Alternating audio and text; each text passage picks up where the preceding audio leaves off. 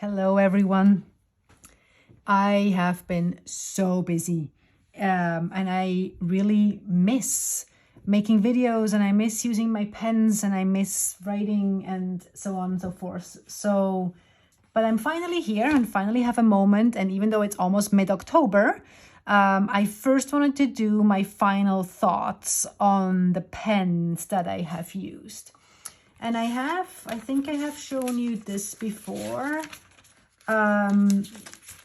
Yes, so this is my little Hobonichi weeks from 2023, and I have stolen that idea from Simone, and I love kind of keeping track on the pens I have been using and when I have been journaling. And so you can see this hasn't happened in a very long time, and I have barely been journaling. So this is the beginning of September. Didn't journal at all that week. Barely journaled,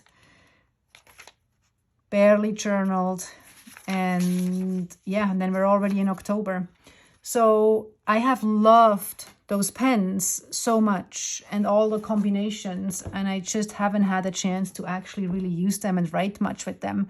And so I'm not sure yet if I will carry over some, because it feels kind of like a waste. But I'm also kind of ready for a change. So I don't know yet.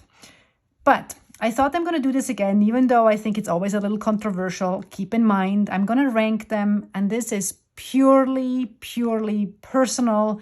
And some pens that might end up last might end up on top. This is purely based on how often was I reaching for this pen. And I did some other writing, not in this journal, so I have used them.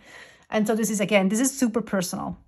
But the pen that I least reached for is my Pilot Falcon. And that is probably mostly because of the ink that was in it. So this is, let's just very briefly do a little square. And one thing I should say that I have been extremely impressed by, so you saw how little I was journaling, and every time I picked up a pen, it was writing right out of there was nothing dried up. That was the part that was absolutely amazing. I couldn't believe it. So all of those pens and ink combinations, they were just so brilliant with not writing very often, and that was very impressive. And this is a flexible, smooth broad. And the ink is Colorverse. Now I have to cheat. Every time I forget what it's called. Teng Piang.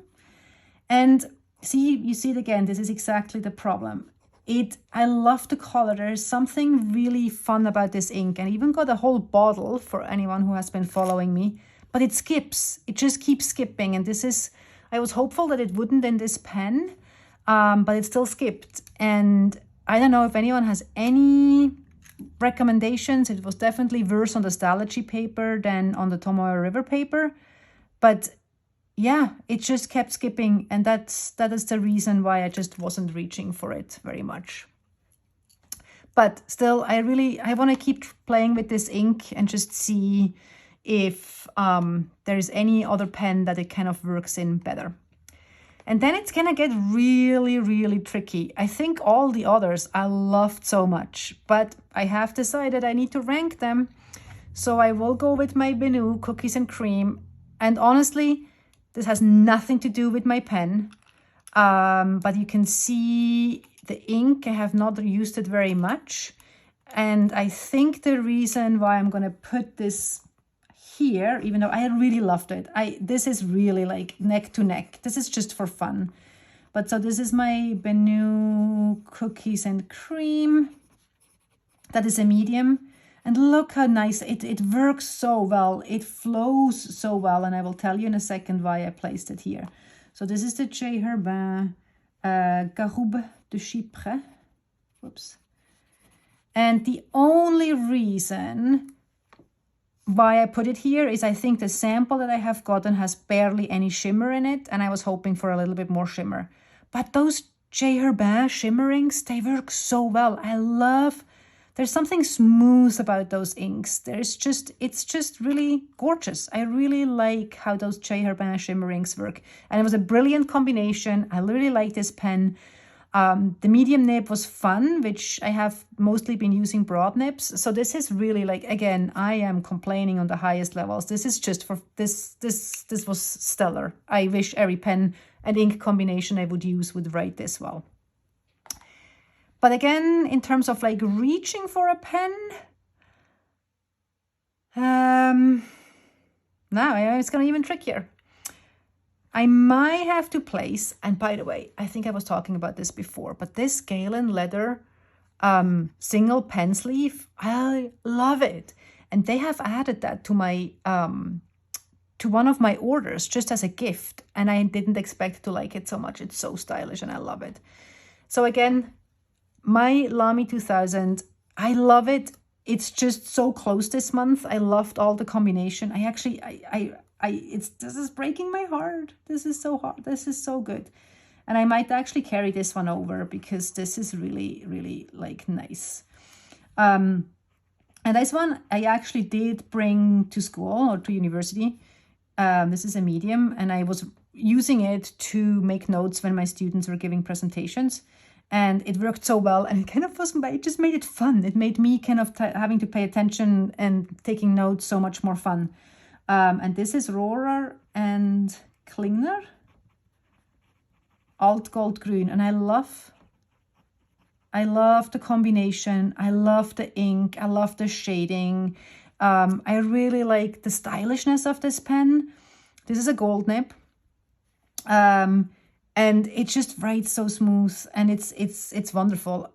I just sometimes don't reach for it because maybe it just it feels a little less exciting. But I know I will never get rid of this pen. It was also a present, and I love the stylishness. It's just, there's so much history in this pen. It's just unbeatable, and it works so brilliantly.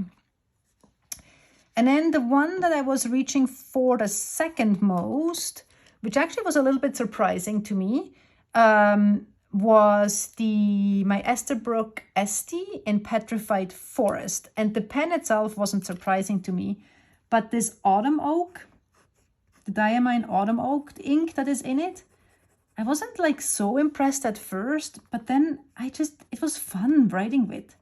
So I just kept reaching for it. Esterbrook Estie, Petrified. Look how nice this flows. Petrified Forest, and that is a broad. It's so wet and juicy and wonderful, and just really fitting for autumn. And then the winner this week, not surprising to anyone, is my Leonardo Momento 2.0 in the primary manipulation. So one of the limited editions with a broad architect nib. And one of you who were watching were pointing out that this looks like an egg. Now I can't unsee it. It looks like a sunny side up egg.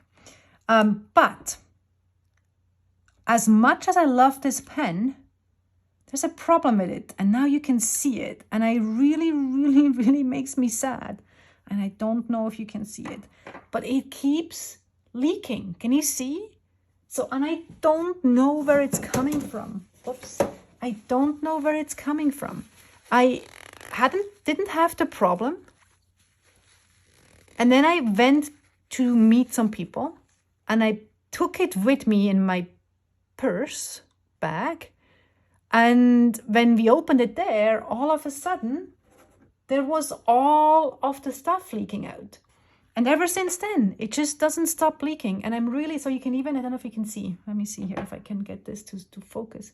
It's all inside the lid, and I keep cleaning it. And yeah, it's kind of really bad. I keep cleaning it. And then I'm also, the other thing I have tried, and I'm very happy, please let me know if anyone has any suggestion. I also tightened the nib at some point. I was like, maybe the nib unit isn't in tight enough. I can't figure it out. And then sometimes I think it's not leaking. And then I stop writing and all of my fingers are blue. But despite that, so if anyone has any indication where that's coming from, or if anyone else had any issues, I really don't want to have issues with my Leonardo. But I still kept reaching for it all the time, just because I love the feel of the pen, the nib, The ink, it's the perfect size for my hand, and I just love it. So I still kept reaching for it, even though, yeah, it's just leaking. And I want to clean it out and see if I just kind of restart it and making sure the nib unit is in fine, if that's solving the problem. But that was my only thing that was really a problem. But look at this. It's so nice. And as I said before, so this is a broad Architect that was ground by Kirkspere from Pen Realm, and I love it. It's so nice. And the ink, I love this ink, is Sailor Manyo Koke. It's a dual, what is it, like a dual shader, so it has like a little bit of pink that's gonna come. So this would be my order for pens. And if I have to give them a leather grade, which I will just for fun, let me use this one. Oh man, I mean, let me see what I gave, so I was going on 100 scale. Again, this is just for fun, but I just think it's kind of funny. But I mean, if I wouldn't have had the leakage here, this would have been 100, but I'm gonna go with 97 just for the leakage. The Diamond Autumn Oak worked so brilliantly fine, wonderful. Gonna give it a 95, the Lamy a 94, the Benu a 90, and then maybe this an 80 just because of the skipping. But yeah, that is sort of my final thought. And again, I'm really not sure what I'm going to be doing for October. I miss writing. I want to write more. It's really good for me.